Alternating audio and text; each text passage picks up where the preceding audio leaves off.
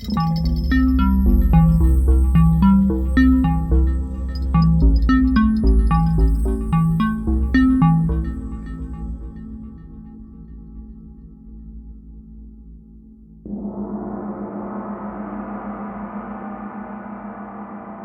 name is James. I'm from the United States, Connecticut.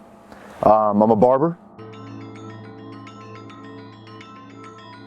It was real difficult, you know. I was on Suboxone. I was coming off that, and it was tough. I was also on a lot of medication, and I knew, you know, preparing for this, I had to taper on all that stuff, and coming off it was not easy. My moods were real up and down, but I knew this was, you know, a life-changing experience. And I was willing to do whatever it took, and I'm really glad I did. You know, it was worth all of it. Like I said, I was on the Suboxone. I got off that. I was on an antidepressant, which I'd been on for like 10 years, on and off. As soon as I came off it, I felt so much better, to be honest. Wasn't expecting that, but I was also on benzos. To sleep, and very sleep dependent on the benzos, so that's been a little challenging to sleep, but other than that, I mean, I've been feeling really good pretty much every day.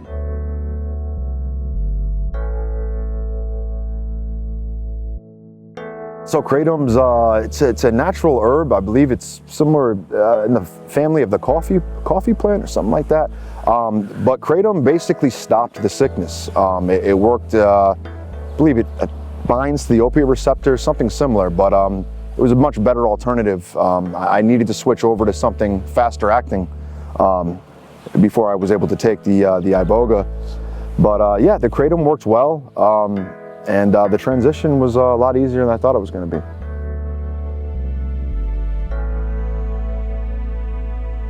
A good friend of mine did iboga down in Mexico about 10 years ago, and he had a couple slips afterwards, but he's been clean for like 7 years now, and he owes a lot of that success to iboga and his experience with that.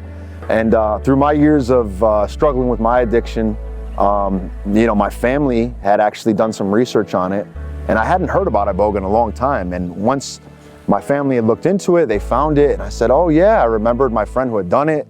I started doing some research on my own, and you know, through all that, we found this place, you know, which was a blessing. I did a lot of research on different ibogaine clinics, and this clinic really seemed to care, and they really seemed to take every precaution necessary to have you prepared, you know, with medications, and really told me exactly what to do. So they made the whole process really easy. The experience was not what I expected. It wasn't scary. I definitely I suppressed a lot of things over the years, and those things had come up during my experience. But it was amazing, man. It really was. Some of the visions I saw were kind of the darker things. I saw myself overdosed. A vision that I had never seen so clear in all the years of my using. Was a vision was an experience I never really was even afraid of. It never even popped in my mind all the years of my addiction.